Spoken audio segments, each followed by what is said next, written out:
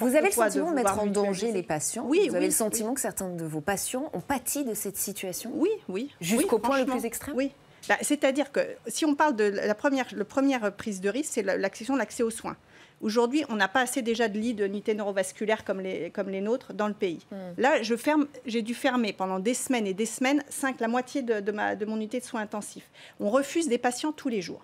Les pompiers ont dû alerter l'Agence régionale de santé pour dire qu'on ne pouvait plus trouver des places, qu'ils étaient obligés d'appeler. Normalement, il y a une procédure qui fait que, parce que les malades doivent arriver super vite, si vous appelez 2, 3, 4, 5 fois des unités pour trouver une place, donc déjà l'accès aux soins, on n'y a pas. Et ensuite, moi, quand j'ai des infirmières qui se retrouvent en salle ou en soins intensifs débordés, il y a peut-être des choses. Et puis après, c'est l'humain aussi qui pâtit. Vous voyez, nous, on a besoin de faire un métier où on retrouve un peu d'humanité, où on peut... Et là, vous avez le sentiment de l'avoir perdu. Pardonnez-moi, je suis obligée de vous couper parce qu'effectivement, le temps presse et on sent qu'il y a une détresse dans votre discours.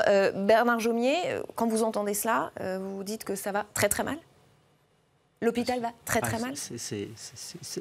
Il y a quelque chose de poignant et de catastrophique. Parce que s'il n'y avait qu'un médecin qui disait ça, hospitalier, bon, mais c'est partout. Et comme vous l'avez dit, c'est pas à la Pitié-Salpêtrière à Paris, c'est sur tout le territoire national que les soignants disent la même chose. C'est dans les petits hôpitaux, dans les grands hôpitaux. Sauf que Sophie Crozier nous dit que ça s'est accéléré depuis 2 ans, mais que ça a commencé bien avant. Et donc, ça concerne un peu tous les gouvernements, vous voyez. On est d'accord. Depuis 10 ans, beaucoup d'efforts ont été demandés à l'hôpital. Au début, c'est légitime, des problèmes de contexte. Et à un moment, ça ne l'est plus. Voilà. Et on doit dire qu'aujourd'hui, on est arrivé à un moment où l'hôpital, on le voit, est en train de s'affaisser. C'est-à-dire que des lits ferment, non pas parce que le gouvernement veut fermer des lits, mais parce que de toute façon, il n'y a plus de personnel, vous l'avez expliqué, pour travailler dans ces lits. Donc,